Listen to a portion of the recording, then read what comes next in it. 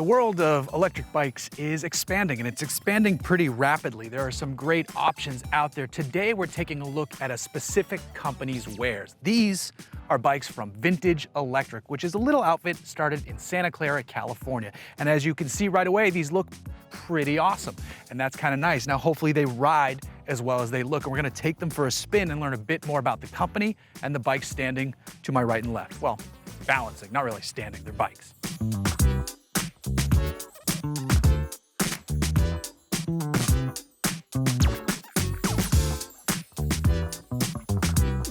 This is their entry-level bike. This is the Cafe, and it is a true pedal-assisted all-star.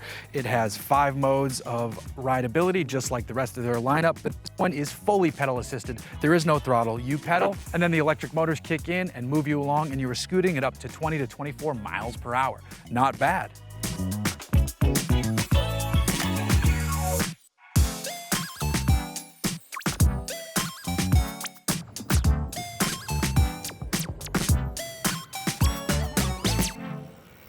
Let's hop on the Cafe first.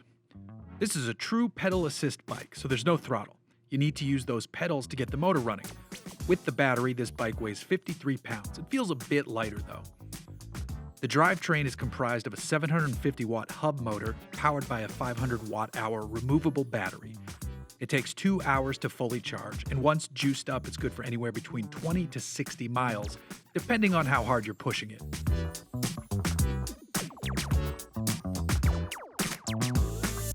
Now, the tracker is a bit more substantial and weighs in at 79 pounds. Outback is the same 750 watt hub motor, but the battery on this one is a 720 watt hour unit, which is not removable. This one takes 3 hours to fully charge and is good for a range of 25 to 50 miles if you can keep it from running in mode 5 the whole time. Hint, you don't want to. Each bike will hit 20 miles per hour, though the tracker does it with just a press of the throttle instead of a spin of the pedals. The available race mode adds way more power and pushes the top speed up to a not street legal 36 miles per hour. Thankfully, both bikes have hydraulic disc brakes front and rear.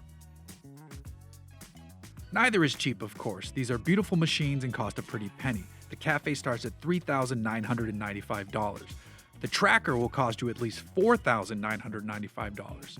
The more expensive Scrambler and Roadster versions start at $6,995, and with options you can spend almost $8,000.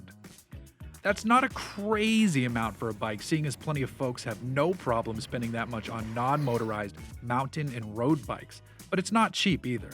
Still, it could be a nice clean way to make your commute a bit more enjoyable each day, and it definitely makes it more stylish.